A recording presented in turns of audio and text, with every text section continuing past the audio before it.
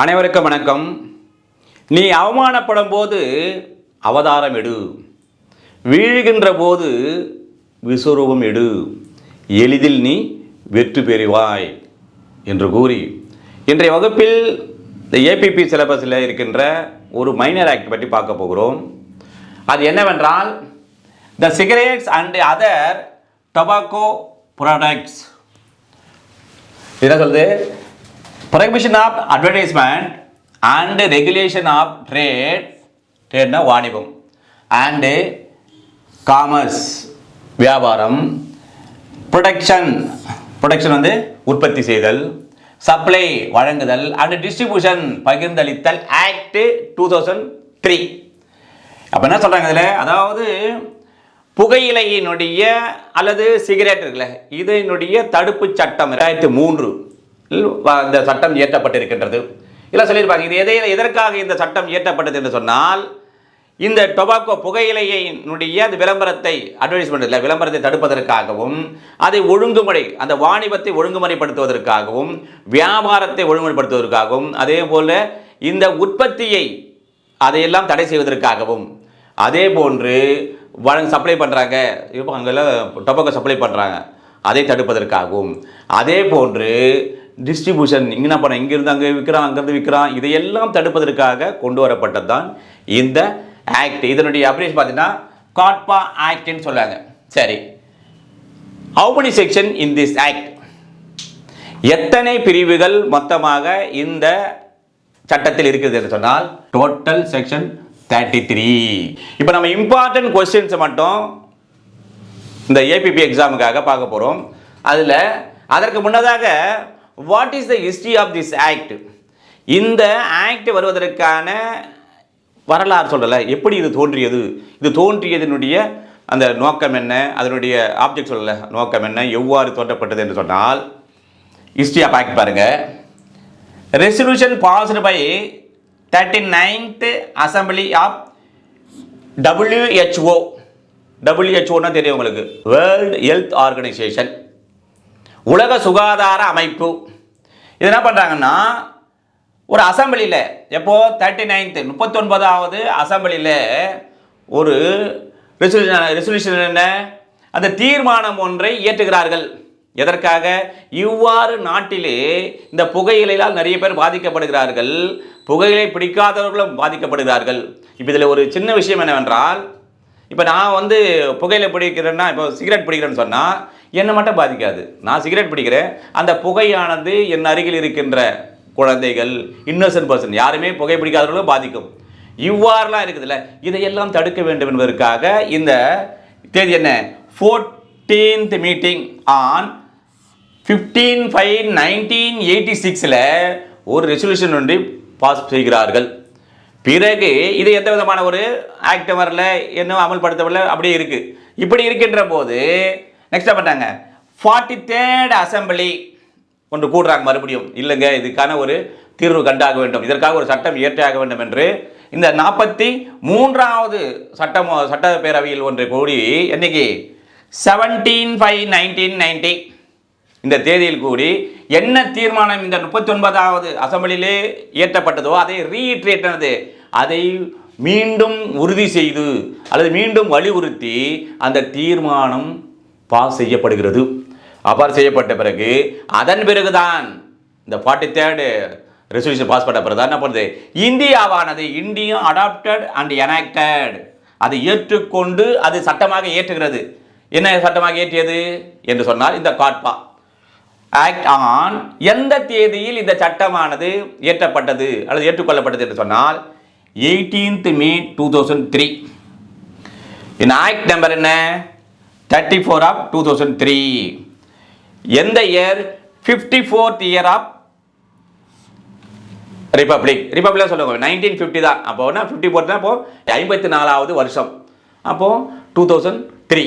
சரி, இப்போ எதற்காக இந்த காட்பா ஆக்ட் 2003 ஆனது கொண்டு வரப்பட்டது, இதனுடைய நோக்கம் என்ன என்று சொன்னால் இங்க பாருங்க, ப்ரொடெக்டிங் சிட்டிசன்ஸ்.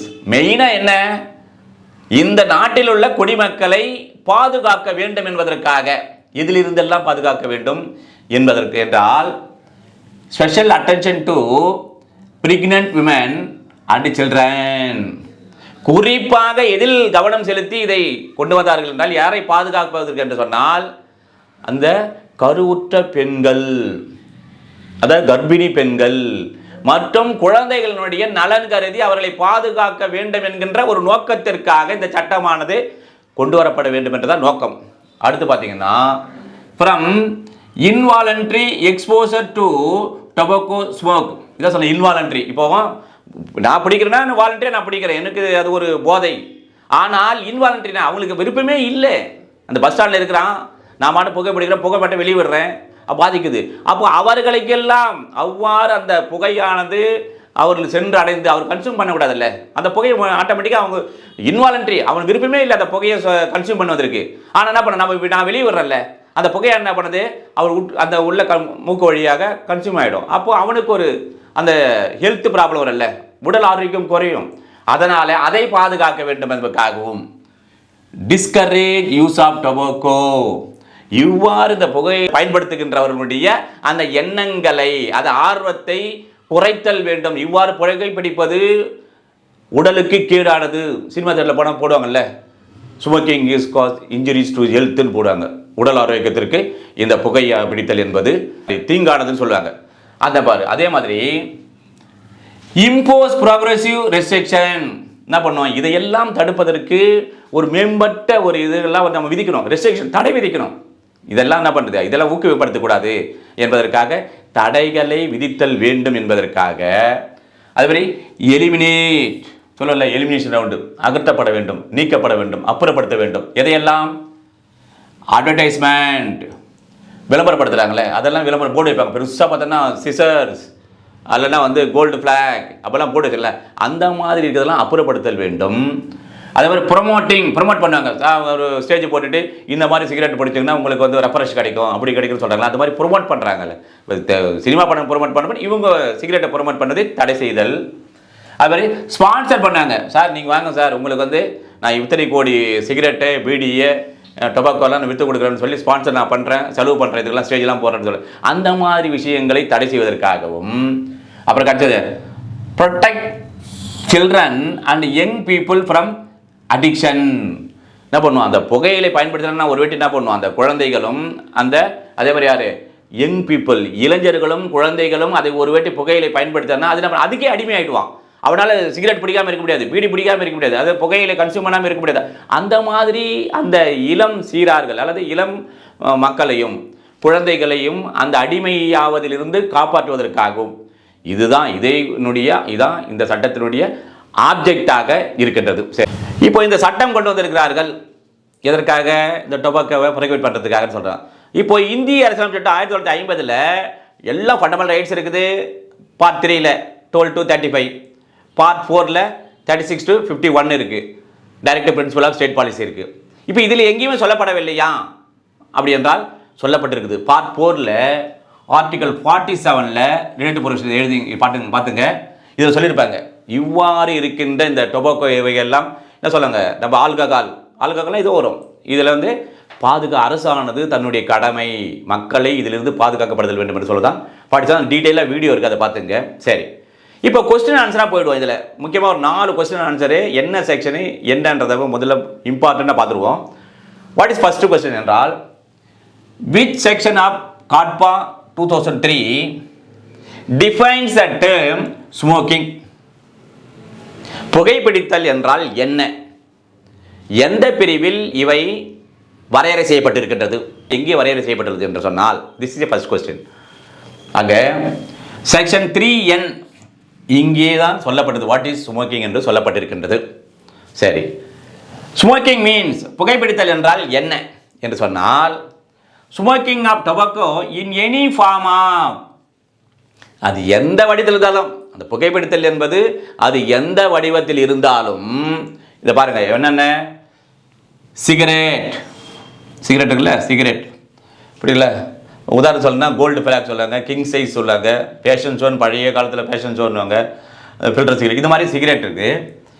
சிகார் அப்படின்னா அது சுருட்டு இருக்குதுல்ல, சுருட்டு. அடுத்து என்ன, பீடிஸ், கணேஷ் பீடி, காஜா பீடி, இந்த மாதிரி பீடிலாம் நிறைய இருக்கும். சின்னதாக ஒரு இதில் டொபாக்கோ சுற்றி வச்சுருப்பாங்க, உள்ள டொபாக்கோ போட்டு சுற்றி வச்சுருப்பாங்க. பீடிஸ் ஆர் அதர்வைஸ் வித் 8 இப்படி இல்லை, இந்த மாதிரி இல்லை. ஆனால் இன்னொரு உதவியுடன் அந்த டொபாக்கோவை ஃபில் பண்ணி அப்படி நம்ம ஸ்மோக் பண்ணுறது. அது எதையெல்லாம் வரும் என்று சொன்னால் பைப்பு. இந்த பாருங்க, இந்த பைப் இருக்குல்ல, இப்போ சினிமா படம் சொன்னால் ஈஸியாக புரியும் உனக்கு. முன்ன நம்மளுடைய அட்வொகேட் கேரக்டர்லே கௌரவ படத்தில் சிவாஜி புஷ்ணே இருப்பார், இப்படி இல்லை நெற்றிக்கல்ல ரஜினிகாந்த் புஷ்ணே இருப்பார். அது மாதிரி சினிமா படங்களில் நிறைய பேர் அந்த பைப் வச்சு படிக்கிறாங்களே, அந்த மாதிரி அதை பயன்படுத்தி புகைத்தாலோ அல்லது ரேப்பர்னா சுற்றி வைத்தல். இது சிகரெட் படம் பார்த்துக்க, சிகரெட் இது ரேப்பர். ரேப்பர்னா பண்ணுறது, அந்த புகையிலையை வைத்து அது மேலே ஒரு சொத்துதல், ரேப்பர் சொல்லல, ரேப் பண்ணுங்க அப்படின்னா கவர் பண்ணுதல், சுற்றி வைத்தல். அல்லது எனி அதர் இன்ஸ்ட்ருமெண்ட், அது இல்லை, இதுவுமே பைப்பு இல்லை சார், ரேப்பர் இல்லைன்னா வேறு ஏதாவது ஒரு பொருள் வழியிலோ அந்த டொபாக்கோ புகையிலையை சுற்றியோ அல்லது அதை பயன்படுத்தியோ அதன் வழியாக புகைத்தலும் ஸ்மோக்கிங் வருமா என்றால் வரும். which among the following is comes under smoking?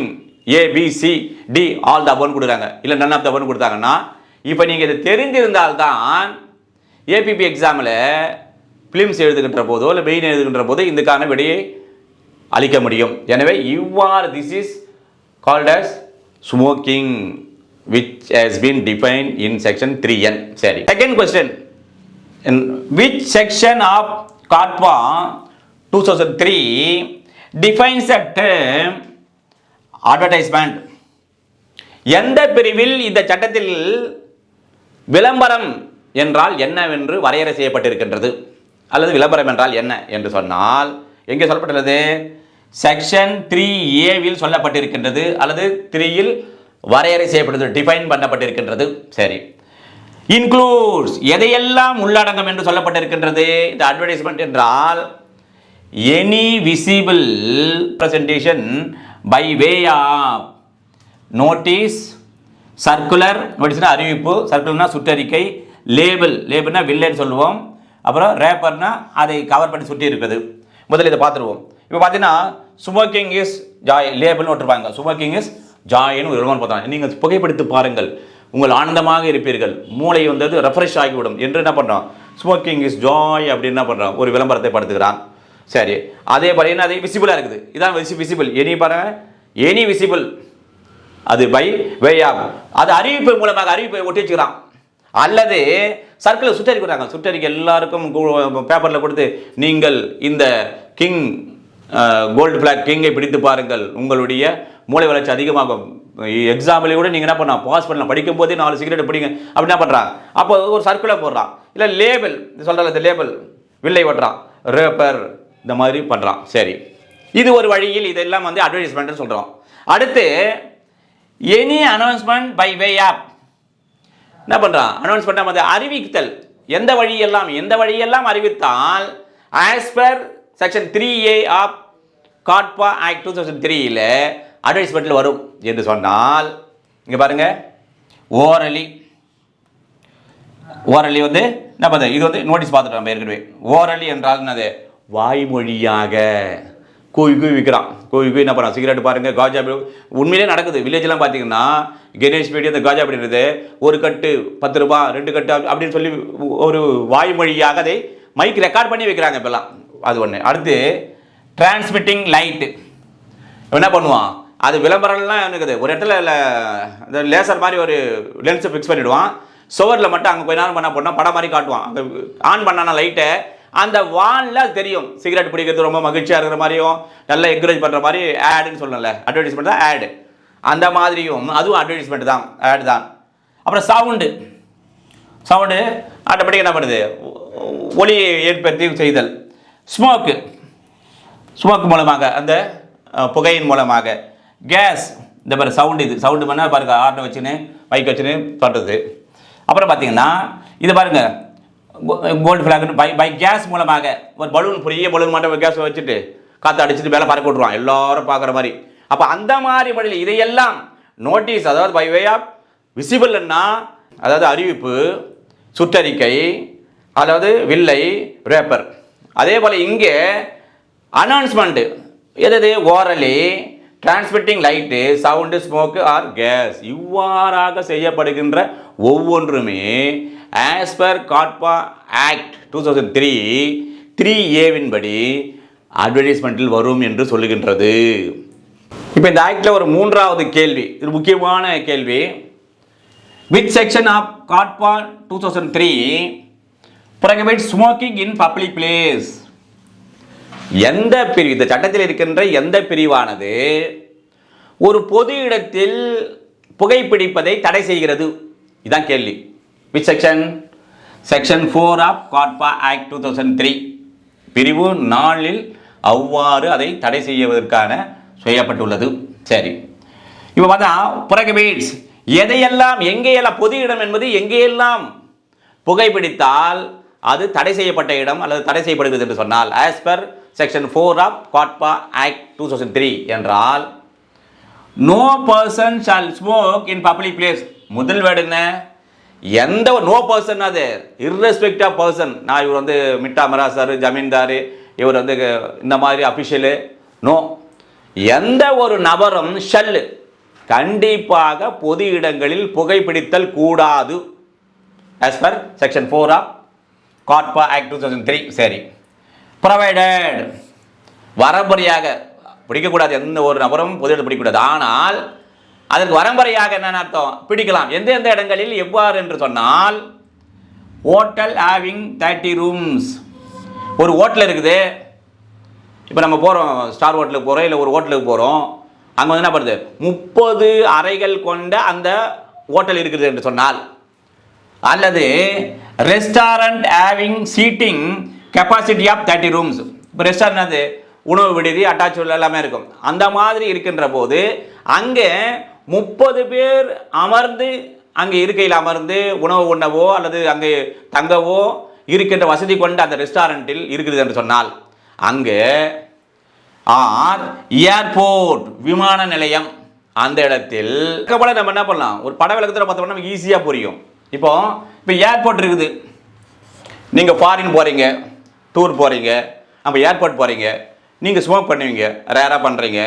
அப்படி இருக்கின்ற போது அந்த ஏர்போர்ட் ஆகிறது தான் பாரு, ஒரு தனியாக அது ஸ்மோக் செய்வதற்கான தனி அறை ஒன்று ஒதுக்கி தரப்படுதல் வேண்டும். சரி, இப்போ ரெஸ்டாரண்ட் போகிறீங்க, அங்கே 30 பேர் உட்காந்து, இங்கே உட்காந்து 30 பேர் உட்காந்து இருக்கின்ற அளவிற்கு அந்த சீட்டெலாம் இருக்கைகள் இருக்கின்றது.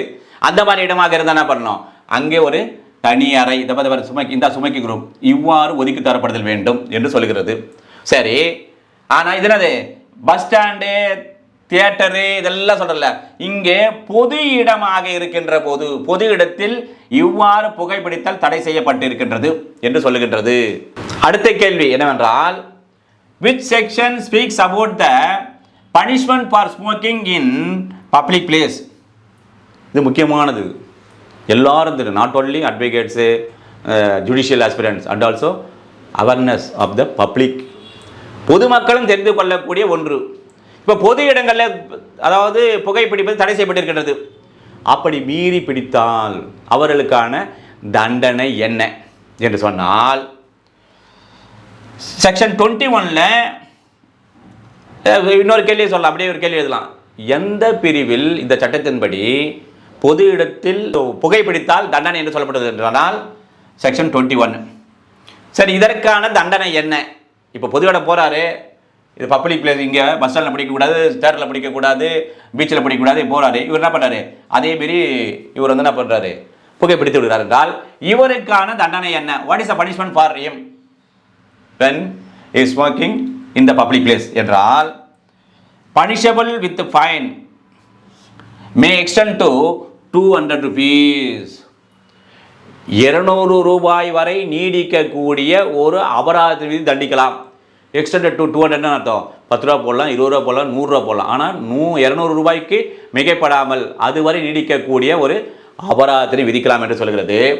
சரி சார், இது இந்த ப்ரொசீஜர் என்ன சார், காம்ப்ரமைஸ் பண்ணி முடியுமா அப்படின்னா, எஸ், காமண்டபிள் தான், சமரசம் செய்யக்கூடிய ஒரு குற்றம் தான்.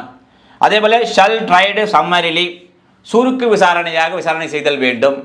அடுத்து என்ன, ஆஸ் பர் சிஆர்பிசி ப்ரொசீடிங்ஸ், அது குற்றவியல் விசாரணை நடைமுறை சட்டத்தினுடைய நடவடிக்கையின்படி. இப்போ வந்து பாரதிய நாகரிக சுரக்ஷா சன்னிதாவின்படி அந்த ஆஸ் பர் 17 2024க்கு முன்னதாக இருந்தால் சிஆர்பிசி, அது பிறகு ஆஃப்டர் 1/7/2024 இந்த நியூ கிரிமினல் லா அமெண்ட்மெண்ட்ஸ் வந்த பிறகு என்றால் BNSS 2023 படி விசாரணை செய்யப்படுதல் வேண்டும் என்று சொல்லுகின்றது. இவ்வாறாக இப்போ நான் ஆக்ட் எடுத்த 4 கொஸ்டின் எடுத்திருக்கிறேன். ஆப்ஜெக்ட் என்ன, ஹிஸ்ட்ரி என்ன, என்னென்ன கேள்வி முக்கியமாக வரும், எது எல்லாம் நாம் படிக்க வேண்டும் என்பதாக இவ்வாறாக நீங்கள் ஒவ்வொன்றையும் நோட்ஸ் எடுத்து கேள்வி பதிலாக நீங்கள் ப்ரிப்பேர் செய்து தொடர்ந்து பயிற்சி செய்து முயற்சி செய்து வந்தால் வெற்றி நிச்சயம் என்று கூறி அடுத்த சந்திப்போம். நன்றி, வணக்கம்.